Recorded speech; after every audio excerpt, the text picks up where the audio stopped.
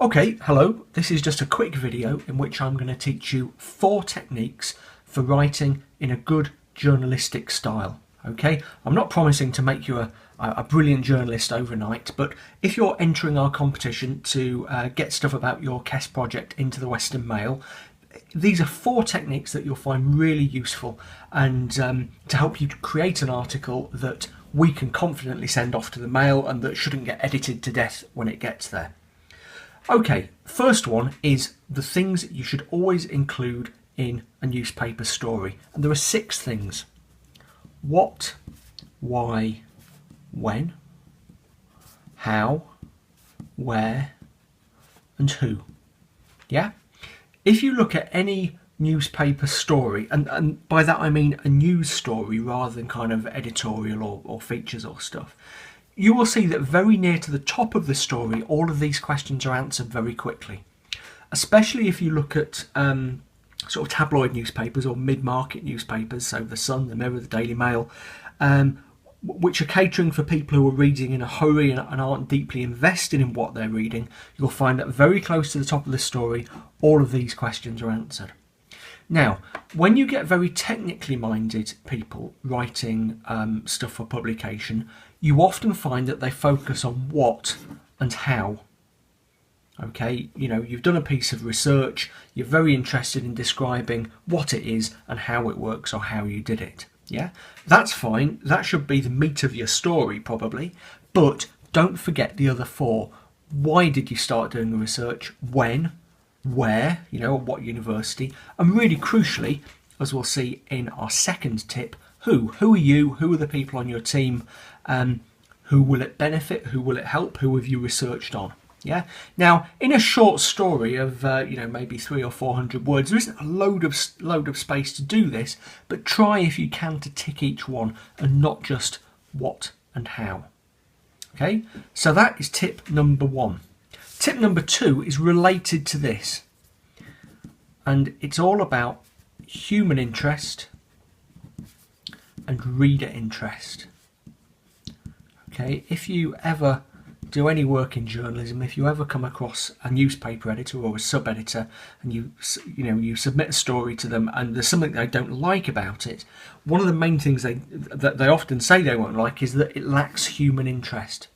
Okay, that's because people like to read about people. It's a really fundamental human thing. If you think about, favourite novels or favourite films, you might think the story is really exciting, but what you really remember is the character. Okay, the people in the story. Yeah. So if you're if you're a huge fan of Harry Potter or something, and I asked you to recount in precise detail the plot of the first Harry Potter novel, you might struggle. But if I asked you to describe the character of Harry Potter and of Hermione and all the other characters, you would get it straight away. That's because as a human being, you're naturally very interested in other human beings. So when you're trying to write your story, make sure you get in the human interest. Now, that might be about the people your project will benefit. It might be about you. If there's a particular reason that you've done this project, if like me, you're horrifically bald and you're researching a cure for human baldness, do give me a ring, by the way, if you have any luck, then, that is the human interest. You've been motivated by your own hairless head, your own lack of locks. You see, I've got my journalist head on already to to do this research. That is your human interest. Reader interest is related but different, and it's kind of especially important when you are doing stories about research or technical innovation, things like that. The reader is reading it and thinking, what's in it for me? Okay, a really crucial question. So, how is this research potentially relevant to your reader? Okay, so if you've been researching, I don't know, how to make more efficient electric motors, that's a great thing to talk about in itself, but one day it might help your reader, vacuum their car, more quickly or something. So human interest, reader interest. If you look at science stories especially, and sorry, I know I'm giving this a bit of a sciencey angle, but it's often, you know, it's on the more technical stories that you really need to remember this. If you look at science reporting in the papers or on TV in general, you will often find that science journalists go out of their way to try and find a human interest and a reader interest, okay, to try to get away from the, you know, the business of just reciting the facts. There was a brilliant example, I think it was last year in 2013, when the guys at CERN in Switzerland finally discovered evidence of the existence of the Higgs boson, one of the fundamental particles. And an awful lot of the coverage focused on Peter Higgs, the guy who had initially hypothesized the existence of the Higgs boson, hence the name. Not at all relevant to the actual science itself and how this thing kind of pings around the universe making things happen, but the journalist knew that the human interest was important, so Peter Higgs got a big look in. Okay, so that was the first of our things: what, why, when, how, where, who. This was the second of our quick tips: human interest versus reader interest. Number 3 looks like this. It is what we call the content pyramid. And we've kind of touched on it quite quickly already when we were talking about why you should put your what, why, when, how, where, who high up the story if you can. If you go to journalist school, the content pyramid is one of the first things you'll be taught. It's about how to structure and organise a good story. And basically the idea is that you front load any news report with the really important stuff up top. Okay, so if you divide your content pyramid into 3, at the top of it, right at the start of your story, is the stuff that's vital, the essential information. If the reader doesn't read this, he or she, you know, will not know what the story is about. Next down is the stuff that's useful or interesting. Okay, so it's you know, quotes from the people involved in the story, it's background information, it's all of the rest. Then down at the bottom is nice to know. Okay, so references to similar stories a couple of years ago, or you know, trivial stuff that you know you don't have to read to get the gist of the story. And excuse me, drinking my tea there. The reason journalists write like this is because they know their readers are short on time. And what readers don't like having to do is to read 2/3 of the way down the story to work out if it's relevant to them. Okay, if you put all the really essential stuff, if you put the meat of the story at the top of the story, if you front load it, as I said, then very quickly the reader can work out whether it's worth reading on. Okay, if you bury it somewhere, you get an annoyed reader who's unhappy that they've had to make this effort when they could have been reading something else to find out what your story's about. So, as far as you can, important stuff right at the top, the stuff that the reader has to know to understand this story. Okay, then useful, interesting, then nice to know. Again, look at the way newspapers do this, and especially the tabloids.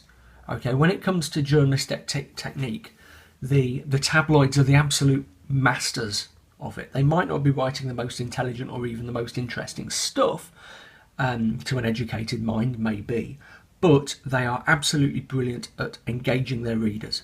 Okay, so look at the Sun and the Mirror. Look at the Daily Mail, which writes these huge, great, big, long stories which beautifully follow the content pyramid. Okay, so that's our 3rd tip. 4th and final tip: quotes. Okay, if you're writing your story, if you're writing your story in a very sort of newsy way, as I hope you will, then it's always a good idea to include a quote from somebody. And this ties in with the human interest side of things. People are interested in people, and therefore we want to know what people will say. So you're probably going to write the story in the 3rd person. I'm not saying you have to, but it's probably a good idea. So quote yourself or quote something else. Jane Smith, 23, of Bangor, said, quote, "We think this research is really important because blah, blah, blah." Okay, close quote. Then a quote from somebody else. You will find that quotes bring newspaper stories, magazine stories to life. Yeah. Again, you can test this technique on yourself by looking at the way you read novels if you're a big reader. Okay, good novelists, and certainly popular novelists, tend to include lots and lots and lots of dialogue. Okay, not enormous, great big long descriptions, but lots of dialogue. So if you go into Smith's and pick up kind of, a popular novel, if you pick up so, John Grisham or I'm guessing 50 Shades of Grey, not that I've read it, of course, you'll find lots of dialogue in there. And it's the same with a newspaper story. Obviously, it's not a dialogue you'll be writing, but quotes from real human beings. Okay, so there we are. There are just our 4 quick tips. Let's recap very quickly. First of all, what, why, when, how, where, who. Make sure you've got them all in, even if it's just half a sentence each. Number 2, human interest and reader interest. Okay, so try to make it relevant to your reader and try to get people in the story, because that's always a winner as far as newspaper readers are concerned. Third, use the content pyramid to structure things. So the most important stuff right at the top of the story. Don't bury things. Okay. Number 4, quotes. Have people say things. Quick bonus tip, keep your paragraphs short. If you're writing this in a Word document, try to keep your paragraphs all shorter than 3 lines, and most of them just 1 or 2 if you can. That's because when they get set into a newspaper or a magazine, they'll be squashed up into columns. So a long paragraph in a Word document will look super long when you put it in a newspaper or magazine column. Yeah, if you cut and paste a story from the Daily Mirror website and put it in a Word document, you'll probably find that each paragraph was just a line and a half long. Okay, so there we go, 4 tips and a bonus tip. Any questions about any of this, or about if you want a little bit of guidance, although I can't give you too much because I'm supposed to be judging this thing, drop me an email, billhilton.biz, and I'll try to answer your questions. There we go.